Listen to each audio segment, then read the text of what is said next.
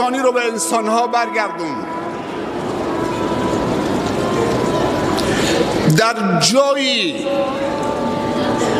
این تحول و این عظمت رو به نمایش گذاشت که جامعه جاهلیت و تاریک بود. در 40 سال زندگی مکیش قبل از بعثتش خداوند در اون جامعه افسار گسیخته پیامبرش رو مسئول کرد. در سن 20 سالگی در جنگ در حلف فضول شرکت کرد. 20 سالش بود. پیمان صلح و حمایت از مظلوم 20 سالش بود شرکت کرد. رجاحت عقل داد. در سن 35 سالگی حجرالاسود رو بلند کرد گذاشت در جای خودش. نزدیک بود اختلاف بیفته. مانع اختلاف شد بین قبایل بزرگان قریش.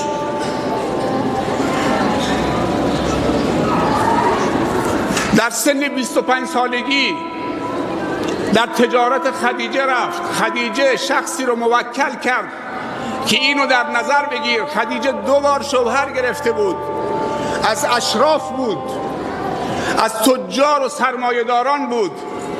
در اون سفر برگشت، گزارش از اون میسره گرفت، بلا فاصله درنگ نکرد، رفت قاصد فرستاد، رفت خواستگاری این جوان 25 ساله که خودش 40 سال داشت.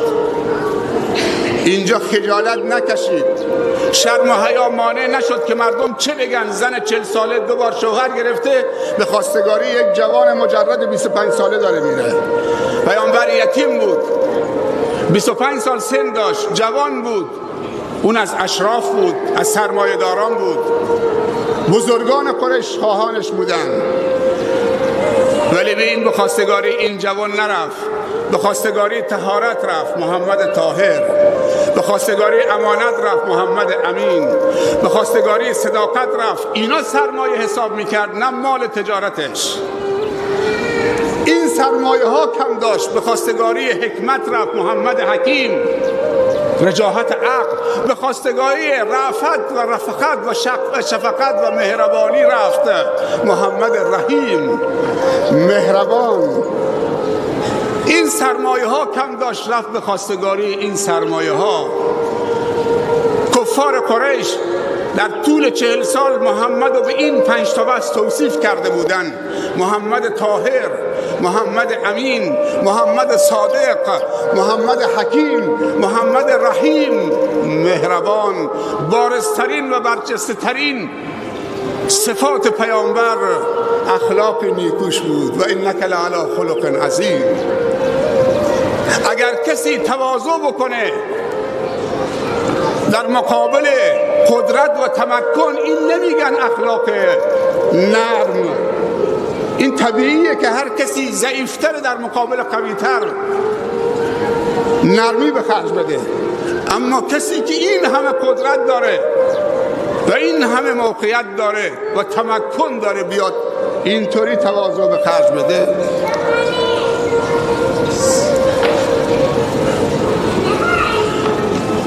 پیامبر میفرمایند صلی الله علیه و سلم: الراحمون یرحمهم الله. کسانی که رحم بکنن خدا رحمشون میکنه. ارحموا من فی الارض یرحمکم من فی السماء. به اونهایی که در روی زمینن رحم بکنید تا اونهایی که در آسمان به شما رحم بکنه. میگه خداوند رحمت رو از دل انسان سنگدل در آورده. من لا یرحم لا یرحم. کسی که رحم نکنه رحم نمیشه. رحمش تعدی پیدا کرده از دوستانش حتی به دشمنانش.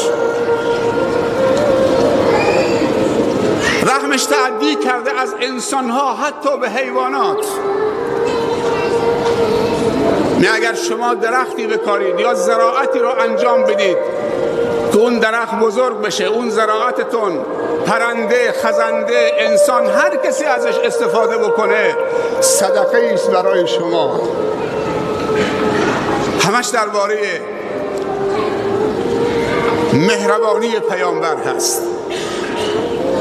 گفتارش، راهنمودهاش همه درباره محبت، خدمت، گذشت، عفو. انسان کوچک حب انتقام دارد. کسی که میخواد بزرگ بشه، رهبر بشه، مصلح بشه، مربی بشه، اگه حب انتقام داشته باشه اون خیلی کوچکه. انسانهای بزرگ که قلبها رو تسخیر میکنن حب انتقام ندارن. انسانهایی که دلشون خیلی کوچکه حب انتقام دارن. الم نشرح لک صدرک، آیا سینه تو رو منشرح نکردیم؟ خدا بهش میگه. علما میگن اسباب انشراح صدر 3 تاست: صبور بودن و گذشت کردن. انسانهای کوچک با دل کوچک، کم طاقت، کم حوصله، دنبال انتقامن، نمیتونن ببخشن، خودخوری میکنن، شب و روز آروم ندارن. دومین اسباب انشراح صدر این که انسان نگاهش رو دور بکنه به همه انسانها، نگاهش زیر پاش نباشه به خویشاوندان خودش، به دور و بری خودش، نه به همه. سوم مخالف پذیری. انسانهایی که دلشون کوچکه نمیتونن نگاهی و نظری و رأی غیر از رأی خودشون بپذیرن، در جا حذفش میکنن اگه قدرت دارن. سومین نشانه صدر پیامبر این که مخالف رو میپذیرفت. در مدینه با یهود و نصارا معاهده امضا کرد. کفار قریش در فتح مکه که 10,000 نفر همراهشون بود، یک جا عفو عمومی اعلام کرد: اذهبوا فانتم الطلقاء. 10,000 نفر شب رسیدن اطراف مکه، اتراق کردن. پیامبر گفت هر 10,000 نفر یک آتش باریکی روشن بکنه. ابو سفیان 21 سال جنگید با هند جگرخوار، مبارزه کرد، مصادره کرد، وادار به هجرت کرد. الان 10,000 مجاهد همراهشه که آمدن برای جان باختن. اهل مکه دیدن این همه آتش، 10,000 آتش، هیبت در دلشون افتاد. پیامبر صبح که وارد شد این آیه رو تلاوت کن: جاء الحق و زهق الباطل ان الباطل کان زهوقا. تکی چوبی دستش بود، شمشیر رو تو غلاف گذاشته بودن. به هر 10,000 نفر گفت کسی شمشیر نشون اهل مکه نده، شمشیرها همه تو غلاف. برید در سیرت مطالعه بکنید، کسی که این همه الان قدرت داره و 21 سال باش مبارزه کردن، 13 سال انواع شکنجه ها رو اعمال داشتن. حصار شعب ابی طالب 3 سال که بوته درختها رو میخوردن، شکمبه شتر رو سرشون مینداختن، وادار به هجرت به حبشه کردن، سمیه رو نیزه زدن، شکنجه بلال دادن، آل یاسر رو شکنجه دادند. فرق بین انبیا و ملوک و سلاطین و پادشاهان. یه چوبی دستش بود. میگن در تواضع متواضع ترین حالت پیامبر وارد شد صلی الله علیه وسلم، میزد تو شکم بت‌ها، سکوت، بعد رفت خطبه خوندن. گفت ای اهل مکه یا معشر قریش، امروز گمان شما درباره من چیه؟ گفتم برادر و پسر برادر بزرگوار و با گذشت. گفت همه تون برید که همه تون آزادید. حتی بهشون نگفت که مسلمان بشید از ترس شمشیر، ولی پای هیچ کدوم حرکت نکرد که بره. گفتن اشهد ان لا اله الا الله و اشهد انک رسول الله صلی الله علیه وسلم. بعد از 21 سال صبوری و مهربانی و تلاش و عفو عمومی و گذشت، از دشمنانش انتقام نمی گرفت و خوشش نمی آمد که لذت ببره با انتقام. اینطوری همه رو تسخیر کرد. اگر انسان مهربان نباشه نمیتونه ببخشه. پیامبر صلی الله علیه و سلم نقل میکنه مهربانی نسبت به حیوانات. میگه مردی در راهی میرفت، تشنه شد، رسید به چاهی، خیلی تشنه شد، رفت تو چاه، آب آورد، خورد، جون گرفت.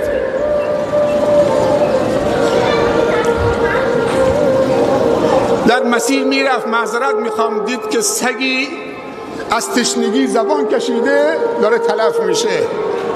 گفت همون چیزی که قدرتو از من گرفته بود، امروز این سگ، این حیوانم اینطوری عاجز کرده. برگشت به همون چاه، آبش کفششو گذاشت تو چاه، آب در آورد. داد به چی؟ داد به سگ. سگ جون گرفت. پیامبر صلی الله علیه و سلم میگه که خدا از کارش تشکر کرد، ستایش کرد و او رو مورد عفو و بخشش به خاطر یک قطره آب برای یک سگی که ما میگیم این سگ نجس پلیده.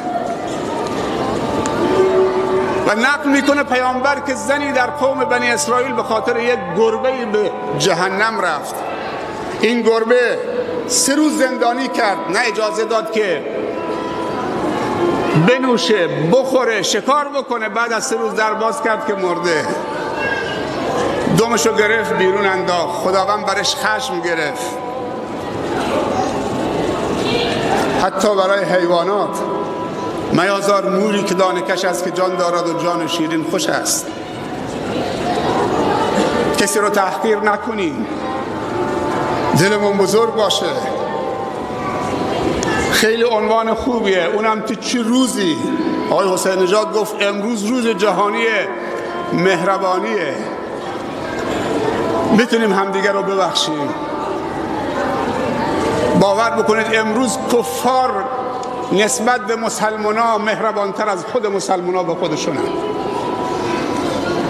اینایی که با کار سر مردم میبرن، مسیحی باشه، یهودی باشه، مسلمان باشه، هر کسی، اون اندازه که امروز مسلمان داره مسلمان میکشه و سر مسلمان میبره و ناموس مسلمان داره مصادره میکنه و کودکان مسلمان داره تار و مار میکنه، کفار نمیکنن، خود مسلمان ها دارن میکنن. یک توبه جانانه لازم هست. باید بر بگردیم. هیچ راهی دیگه نیست. دنبال خشونت نرو که خشونت تو رو شکست میده. خشونت و ظلم مثل اسلحه است که لولش به طرف خودته، فکر نکن به طرف دیگری است. خشونت در همه مذاهب انسانی و مذهب عقلا و در همه ادیان آسمانی محکومه و محکوم به فناست. این مهربانی است که پایداره، این گذشته که پایداره. بیایید معاندین رو تبدیل به مخالفین بکنیم و مخالفین رو تبدیل به موافقین بکنیم. بیاییم دست دوستی به هم دیگه بدیم. بیاییم هر کسی منادی وحدت بود و یک پارچگی و همبستگی و همدلی، اون دست رو بفشاریم به رسانه های بیگانه و شبکه های مغرض، چه شیعه، چه سنی، چه یهودی، چه مسیحی، چه غیر مسلمان، چه مسلمانی که میخوان وحدت امت اسلامی و یک پارچگیشون رو به هم بزنن. تفرقه بنداز، حکومت بکن، توجه نکنیم. میدونی چرا وحدت و اتحاد و یک پارچگی عزیز و دوست داشتنی است و آرزوی هر مسلمان و انسان شریف و فهیم است؟ به خاطر که از یک پارچگی و وحدت امنیت تولید میشه و وقتی امنیت باشه نعمت به کامتون میشه، آرامش پیدا میکنید. اگر وحدت باشه امنیت هست. ما امروز و امشب تو شهر بستک بین برادرها و خواهرانمون، مسئولین شیعه و سنی، تو این کشور عزیزمون در منتهای آرامش 2 ساعت 3 ساعت آرامش داریم که چنین مراسمی برگزار بکنیم. به خدا همین مراسم ها اگر تو یکی از کشورهای همسایه باشه منفجرش میکنن، حتی که تو مسجد باشه. امنیت نیست.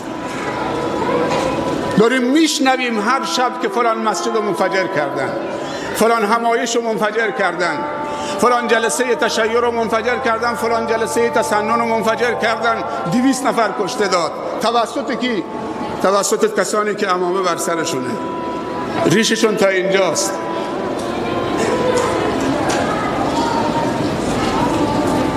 قدر این وحدت رو بدونیم. از وحدت امنیت تولید میشه. هر جایی که 3 چیز باشه زندگی به کام اونهاست. نعمت فراوان باشه، امنیت باشه، آزادی هم باشه. این 3 چیز لازم و ملزوم هم دیگه هم. نعمت باشه آزادی نباشه، آزادی باشه نعمت نباشه، نعمت و آزادی باشه امنیت نباشه. تو یه تعدادی از انسان‌ها رو بذار تو هتل 5 ستاره، همه امکانات در اختیارشون بذار، بهشون بگوش 3 ماه حق نداره از این هتل خارج بشی، ولی بخورید. آزادی ندارن، نعمت دارن، امنیت دارن، ولی آزادی ندارن. این سه تا باید با هم باشه تا زندگی به کام باشه.